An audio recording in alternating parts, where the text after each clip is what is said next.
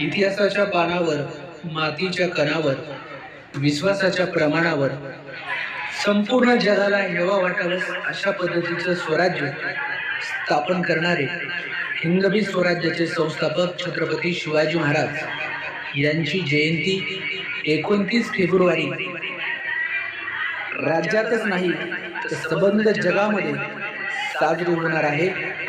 त्या अनुषंगानं छत्रपती शिवाजी महाराजांचा इतिहास घराघरापर्यंत पोहोचला पाहिजे।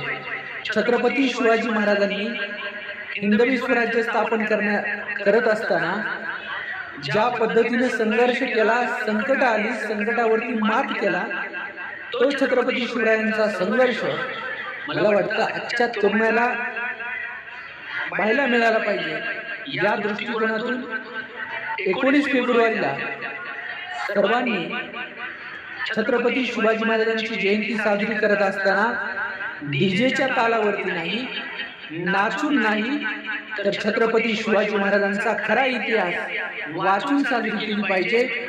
यासाठी आपण सर्वांनी संकल्प करूया, एवढंच या निमित्ताने सांगतो। धन्यवाद। जय जिजाऊ, जय शिवराय।